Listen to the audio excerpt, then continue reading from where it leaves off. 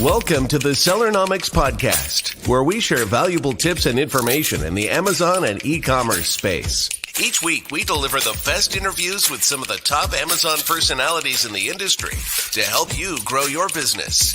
Today's episode is brought to you by Getida, the global leader in FBA auditing and reimbursements. Get $400 in free FBA reimbursements at Getida.com/Sellernomics. And now, here are your hosts, Rob Stanley and Lisa Kinski.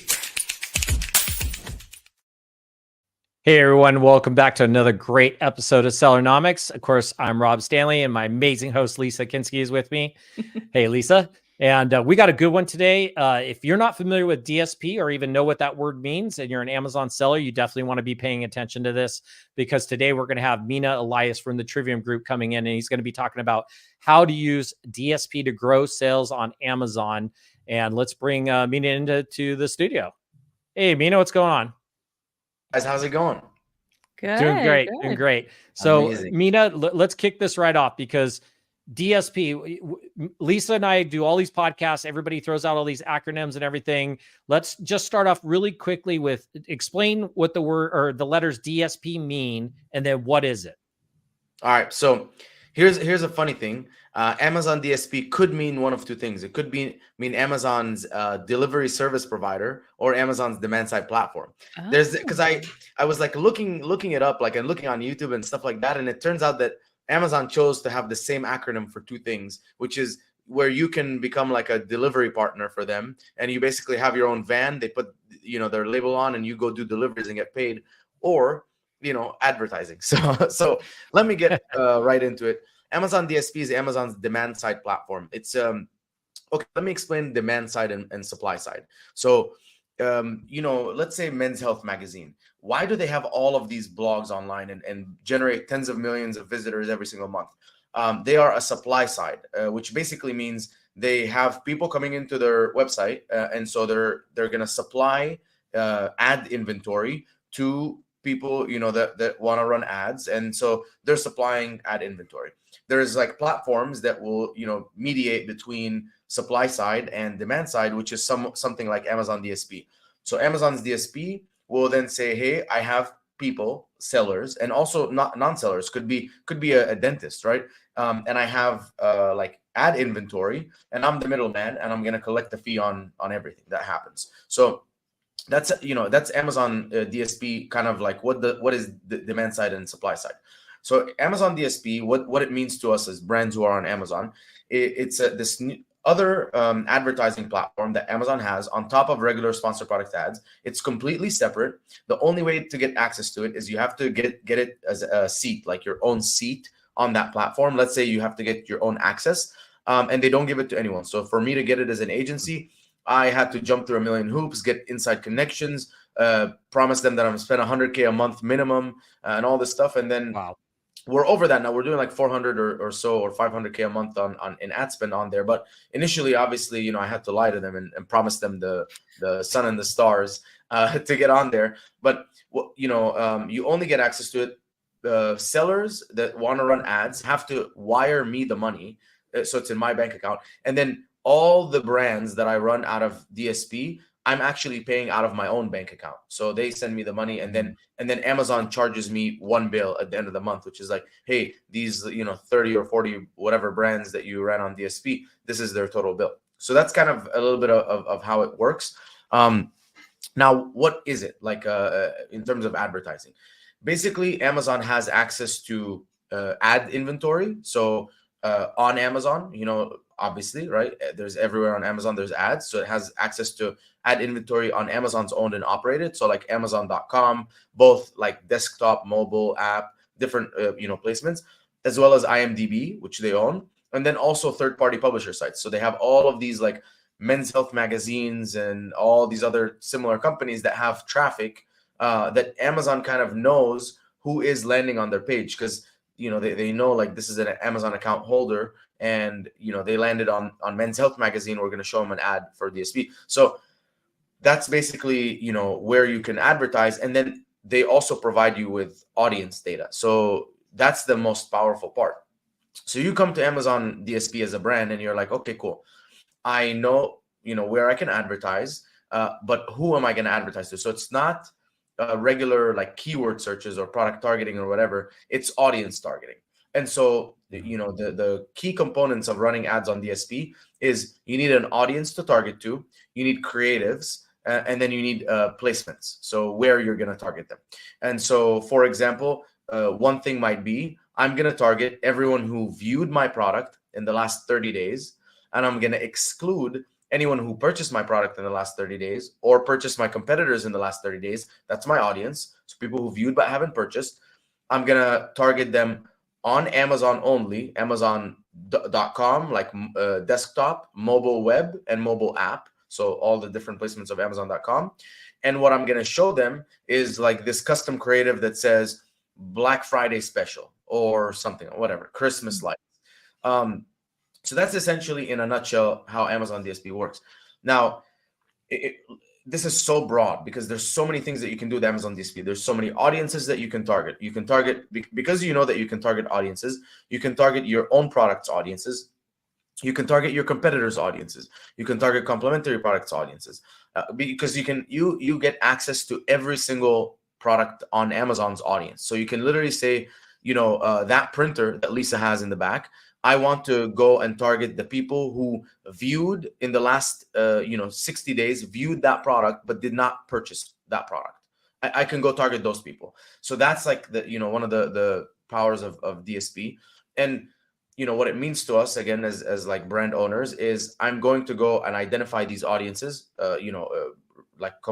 competitors, complementary products, in market, people who are in the market for a product, contextual, where Amazon thinks that this product is the right context for this audience. So you're using their own data. They also have credit card data and things like that. So you're going in and you're identifying different audiences, and you're identifying, okay, I want to target them on Amazon. And for me, the placement or the creative that I like to use the most is responsive e-commerce, which basically is like a sponsored display ad. It's not a custom creative. You don't have to make it.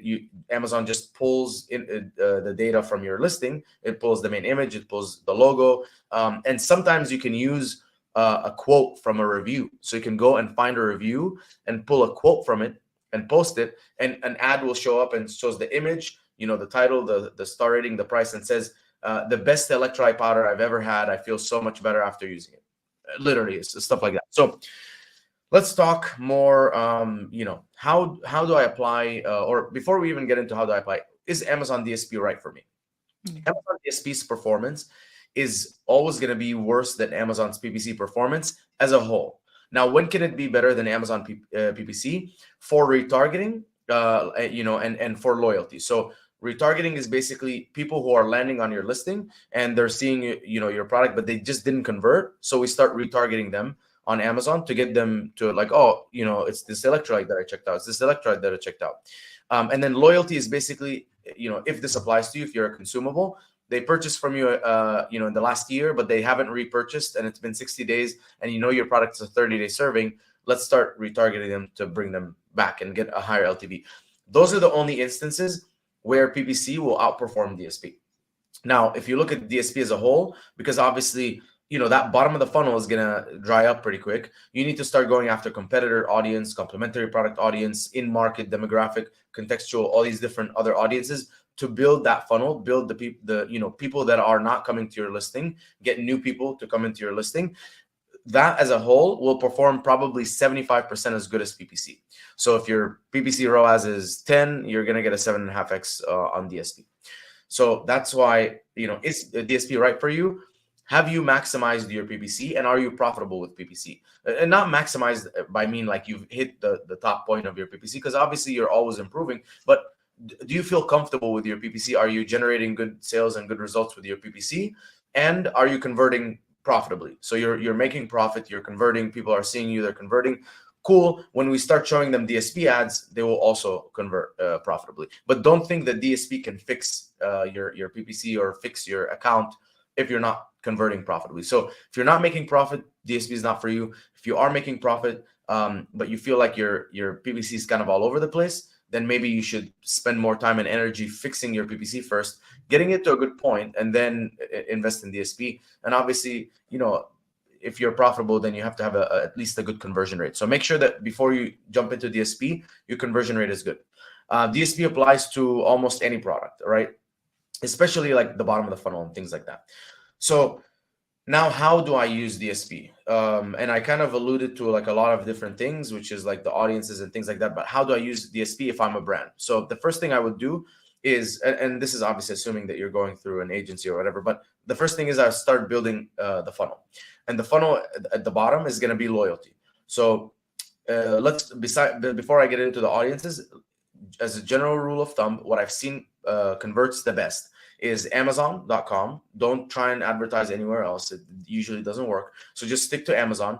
And what type of ads, like creative, stick to responsive e-commerce. It's easy. You don't have to do custom creatives, and it also performs better than custom creative. So now that part is easy. Where are we advertising and what are people seeing? That's cool. Now we just have to worry about audiences. So for each product, we're building these different audiences. At the bottom of the funnel is loyalty. So people who've purchased from me in the last year, but have not purchased again in the last 30 or 60 days. It depends on like how long it takes for someone to consume your product. But let's say it's a 30-day supply. Just do it like, times 1.5 or times 2. So 45 or 60, because then they're 100% done. Maybe, they skipped a few days here and there. You want to give it a little bit of time. If you're not a consumable product, this doesn't apply to you. Then we have cross-selling. So the people who purchased your product in the last year, but have not purchased that cross-selling product, the product that you're cross-selling. So let's say, I'm selling an electrolyte powder and a creatine. So they bought my electrolyte, but they haven't bought my creatine. But also, I'm excluding if they've bought anyone else's creatine. So if they bought anyone else's creatine in the last 60 days, they're not on the market for creatine anymore. So I'm going to exclude those audiences. So now I'm going after people who purchased my product. They know my brand. They haven't purchased the second product, and they haven't purchased the second product from anyone else. Then above that, I'm going into retargeting. So people who viewed my product in the last 30 days, or I can go as back as 60 days, but have not purchased me or my competitors in the last 60 days. So they haven't purchased me. They haven't purchased my competitors. They're still on the market. So now I'm going to keep retargeting because they visited my listing. They must be interested. So that is kind of like the warmer segment. Now we go colder. So PPC is probably somewhere in the middle. It's between that bottom of the funnel of DSP and kind of in the middle. And then we go a little bit colder, which is people who don't know about us and haven't seen our listing. So how do we get that? We go competitor targeting. So people who viewed my competitors' listings, but have not viewed my listing and have not purchased from my competitors in the last 60 days. So again, they're on the market. They viewed the competitor, but they didn't purchase from them. A good example, Robbie, you'll get this. Think about Liquid IV or LMNT. Yeah. They're spending at least $10 million a month on ads, or $5 million a month, like across the board, right? Not just Amazon. They're driving so much traffic to their Amazon page, directly to their Amazon page. So the people who are seeing their listings, they could be like they've never seen another electrolyte powder. They just seen that electrolyte powder. So they visited that product, but maybe they landed and they're like, 5 grams or 15 grams of sugar. That's too much for me. I don't want that.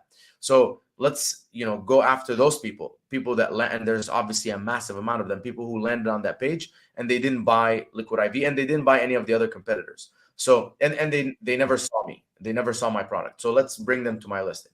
And then obviously once they click on my listing, they're now going to get retargeting. Then we go a step above competitor targeting, which is complementary product targeting. So this is, I'm selling an electrolyte powder, and I know that a lot of people who use electrolytes are also using ketones. So I'm starting to go after everyone who's purchased the ketone and exclude anyone who's viewed me or purchased any one of my competitors, right? Because they're still on the market for electrolytes. So I'm going after those people. Then above that will be in the market. So people who are in market for electrolytes. And then above that is contextual. So this is like where Amazon really, it's like almost like auto campaign type of stuff. And contextual works really well for brands who have a brand name. Like if people are looking for you with your brand name, you're going to do really good with contextual. And so essentially that's how I build the funnel. There's obviously some nuances, right? Like, how much budget am I allocating to each funnel segment? The frequency of the ads. So are people seeing my ads, 1 time an hour, 2 times an hour, 1 time every 4 hours? Those are things that I can control. It's the frequency. And I think like when you're doing well, you can up the frequency. When you're doing not so well, you can drop the frequency. And then another thing is, what was it? That's all right, Mina. Real quick, let's take a quick commercial break. When we come back, though, I do want to ask you a specific question regarding at what point should an Amazon seller be considering DSP right after this commercial break. Did you know that Amazon probably owes you money for FBA reimbursements? Get $400 in free FBA reimbursements at Getida.com/Sellernomics. So be sure to head on over to Getida.com/Sellernomics, get that $400 in free FBA reimbursements. Once again, we're on with Mina Elias from Trivium Group, and we're talking about how to use DSP to grow sales on Amazon. Mina, one of the things I wanted to ask you was, when it comes to DSP, Amazon sellers, at what point should they consider using DSP? What's right for them?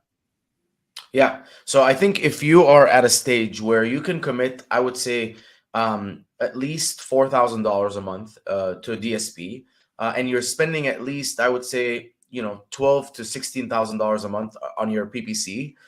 If your conversion is good and you're converting profitably, if you can handle a 75% of what your ROAS you're getting right now. So let's say you're at a 10x, you can handle a 7x, you're good to go for DSP, and I would start using it.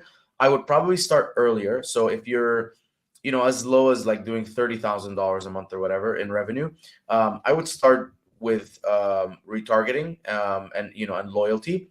But here's the kicker, right? If you're going to hire someone like me, it's going to cost at least a couple thousand. So, let's say you're going to spend 2,000, I'm going to cost 2,000. For it to make sense, you need to be making at least, let's say, like 15,000 or so. So you have to work in the management fee, right? Because our management fee stays pretty much the same or very close to the same, whether you're spending 2,000 or 20,000 a month on DSP.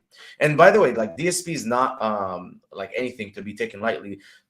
Our most remarkable was a mushroom supplement, and we took them from 500K a month to $1 million a month after implementing DSP. So by using DSP, we kind of really built that bottom of the funnel. So anyone that was seeing their ads, we got them to purchase more. And then anyone that purchased, we got way more. Like, they went from an average of, like, I think, 1.8 to like an average of 3.2 purchases per every customer that they're getting. Like, we really improved their lifetime value. And as a result, like, it wasn't immediate, but after I think 6 or 8 months, you saw the compounding effect of, like, you're constantly retargeting, you're constantly building the top of the funnel, and so DSP is very effective. It's powerful. It just has to be used right, and you need to have a very large amount of segmentation, especially with like audiences. You need to be hyper focused on audiences. However, the audience can be too small. You need to have at least 1,000 sessions a month per audience. And that could mean also like 1,200, right? Because maybe you're at 1,000, Amazon's like, nah, that's too small. So you need the audience to be big enough that there's enough people coming in, but it needs to be, granular, so that you're making decisions and you're identifying which audiences are working and not working. If you're going in the direction of like placements, you're going to do different placements, not just Amazon. So for me, for example, sometimes desktop is horrible, or mobile web is horrible, but mobile app is killer. And so we'll have to just pause these other placements and then focus on doing the mobile app. And then one thing to keep in mind is if you're going to work with an agency, they have the ability to skim money off of you. So just make sure that if you are paying them a retainer, that they're not also adding in an agency fee, because it'll look like you're spending the same amount of money. Your ROAS will drop a little bit, not enough that you'll notice, but they're basically skimming money off the top. So just make sure that when you're doing that, you're paying attention. And then in terms of audiences, make sure that you're always auditing your audiences. There is different KPIs for each of the funnel segments. So this is a good one to touch on.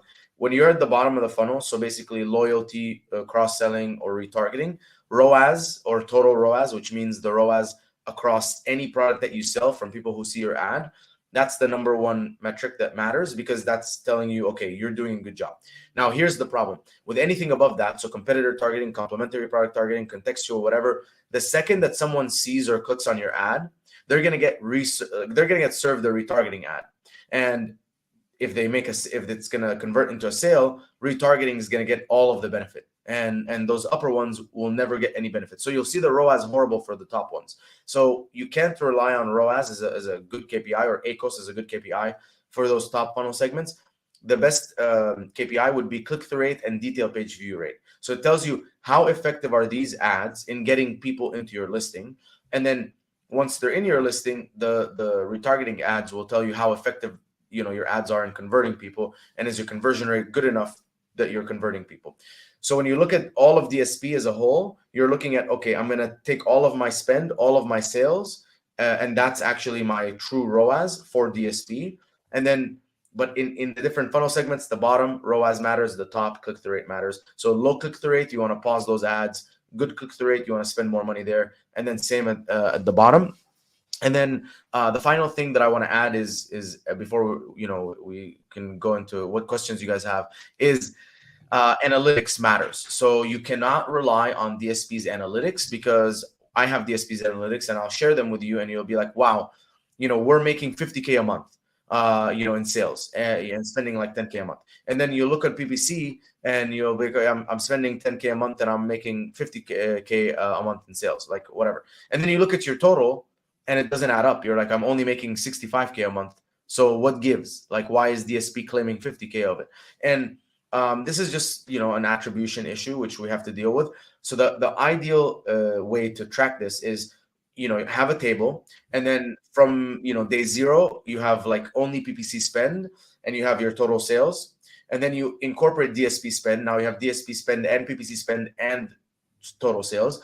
And you can see, okay, I went from, zero spend on DSP, 10K on PPC, 50K sales, to, 5K DSP spend, 10K PPC, 80K in sales. So that extra 5K resulted in extra 30K in sales. And that's how you know how effective your DSP is. We can only see so much inside of like the DSP campaign manager, and we can do all these optimizations and stuff. But without you really knowing the incrementality of like, I spent 5K more, I generated 30K more in sales, it's almost impossible to tell if DSP is working well or not. Wow. So Mina, that brings up a good question. You've kind of thrown out PPC, thrown up DSP. Is one better? I mean, you kind of, the way the numbers you were kind of just explaining sounded like maybe DSP is a better option than PPC, or should people be running both? What's kind of your feel on that? I think PPC is the better option, right? Because PPC captures demand. So someone's coming in already to Amazon, they're looking for electrolyte powder, and I'm showing up my product, and that is going to be the best, right? Because it's demand, it's there, I want it.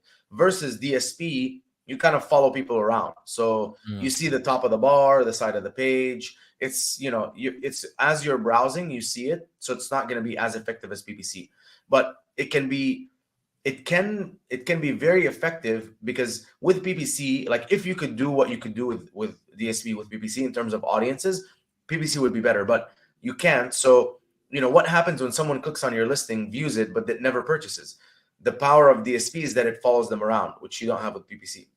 And then what happens if no one's searching for the keywords that you're targeting? Let's say you have great coverage, but they're just not searching. There's, let's say, 5 million people a month that just are making it to the listings through Facebook ads or whatever, but or typing in other people's brand names, but they're never searching. So how do you get those people? That's where DSP comes in. DSP gets those people that will never make it to your listing, puts them in your top of your funnel, and then it brings people that have interacted with your listing but didn't convert, and targets them at the bottom of the funnel. So it is very good and supplementary, but it's not better than PPC.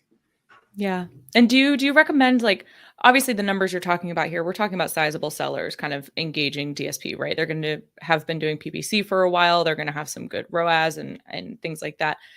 Is there any benefit to a seller keeping their PPC and DSP management in-house? I mean, that sounds like a silly question asking an agency owner that, but is there any benefit to keeping it in-house as opposed to hiring a third-party expert? It's just the same benefits, right? Like, if you can build a really good team in-house, go for it, right? But it's always going to come down to like, okay, if I'm going to build a team as good as like the Trivium team, how much are they going to cost me a month? And does it make sense at this point in time? So most brands that are between like 500K to a million, 10 million a year, to build that full structure might not be cost effective. If you're doing 20, 30, 50 million a year, maybe, yeah, you can have all the players, right? Like the senior strategist, the ads manager that's in there, the brand tech support that's fixing all the stuff, the analyst that's reporting. You can have a nice little Amazon team, and it's going to cost you whatever, like 15K, 20K a month, whatever it is. And you're fine with that because you're big enough. But, up until your 8 figures, there's a lot of benefits to using an expert because number one, you can also see everything that they're doing, so you can learn a lot from them, as opposed to when you bring your own person, you're only relying on that person is going to be good enough. And then there's also like at which point does it become more cost effective to have a full in-house team versus an agency? And the agency, if you pick the right agency, the right agency should outperform a single person, but will underperform a full in-house team. So that's where kind of like the difference is. Like, okay, you're starting out or you're kind of growing and you're kind of in the middle, you don't know much about Amazon or Amazon PPC or whatever, or DSP.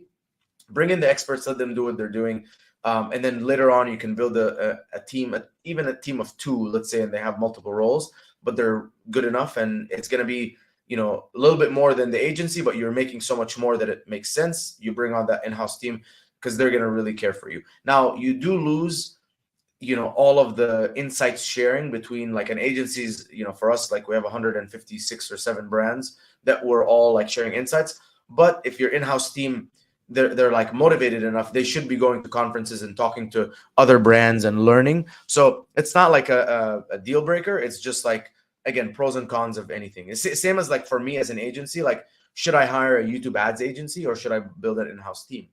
So I started off as like, okay, let me hire some agencies, see everything that they're doing, learn all of this stuff, take as much as I can, and then be like, okay, listen, I'm going to try and build it in-house. Yeah. And like you said too, it's going to cost even more to send those internal folks to the conferences where you guys have all the insights from your 157 brands that you're managing. I think that's a great opportunity to transition into Trivium Group. So obviously you guys have a sizable team. You have a great presence, great reputation in the space. Tell us more about what y'all do and who you work with, who would be a good fit to hire Trivium. Yeah. So thanks for that. We basically, Trivium Group started in early 2021 from a demand of people asking me to manage their brands. We're a team of 82 people now, managing, like I said, 157 brands, something like that. We do, Amazon ads, so PPC, DSP, SEO optimization on the listings. We do creative optimization, so main image with split testing with PickFu. We do the rest of the images, brand story, premium A+ content, all that kind of stuff. We also help with troubleshooting issues. Obviously, like there's people like Vanessa Hung who are like there for like major issues, so we can help with most issues, but like we call her in for like certain issues. Essentially, like, and we do strategy. So we help brands, essentially grow on Amazon by having a full team that is dedicated to them. So we're not like an account manager and people in the back sort of agency. We're more like you get a full team, and that team, everyone who touches your account, them by name. They're there. We communicate every single day. We send daily updates, weekly updates. We send you strategy. We can solve almost anything there is to solve on Amazon. And yeah, who's an ideal client for us is basically brands that are doing anywhere between $500,000 to 10 million a year in revenue. We like to work in the CPG space, like supplements, especially. Half our portfolio is supplements, and obviously, I'm a supplement brand and we love supplements. But yeah, generally we can handle most brands. We don't do anything that is like clothing or jewelry or anything like that. It's mainly stuff that there's like keyword search volume for those keywords. And like electrolyte powder, water jug, gallon water jug, iPhone, tripod, like men's credit card holders. So if someone's searching with a keyword, great. But if it's like jewelry and things like that, we don't really touch. Gotcha. Great outline. And then where can folks go to learn more or reach out to you if they have any questions? Yeah, so the website, triviumco.com, triviumco.com. And then, feel free to get an audit because what we do is we can come in, take a look at your account, your listings, your advertising, everything, and give you a full strategy completely for free. And I mean, I don't know why not more people take advantage of that, but essentially it's like a 30-minute video and a whole like slide deck of everything that you can do yourself to improve on Amazon. We don't even have to do it, right? And then if you want to hit me up on Instagram, it's at the Mina Elias, and on LinkedIn, it's Mina Elias. So yeah, hit me up and ask questions, and I'm happy to answer anything. Perfect. And you guys can reach out to Mina via email at Mina.e, so Mina.e at triviumco.com. Rob, I don't think that I have anything else for this episode. I know we're running up on time. Mina's got another meeting, so I want to be respectful of that. But I do have one quick little post idea for you, Mina, on social. You guys should do like a what does DSP mean? Wrong answers only, and see what you get. Oh, that's smart. I love that. I love that. Fun. I'm gonna do that now. That'd be fun. Perfect. Very cool. Rob, what you got? Very cool. Yeah, no, it's always great having Mina on. He always has tons of information. He's been doing this a long time. I'm a big fan of his electrolytes myself. Been using them 3, maybe 4 years now. And yeah, be sure to go check out Mina's other videos. Reach out to a Trivium group if you need some help, or they got lots of information they could help you with, or at least check out maybe it's a good fit. And if not, I'm sure Mina's got tons of great videos that will just give you lots of advice. And yeah, thanks, Mina, for being on. We always appreciate having you on. Always great information here. So be sure to go check out Trivium group and hit that like and that thumbs up, everyone. And we'll see you on the next episode. Thanks for joining us this week on the Sellernomics podcast. Special thanks to our sponsor, Getida. Did you know that Amazon probably owes you money for FBA reimbursements? Get $400 in free FBA reimbursements at Getida.com/Sellernomics. Be sure to join us again next week for more great tips on how to grow your business. And thanks again for listening.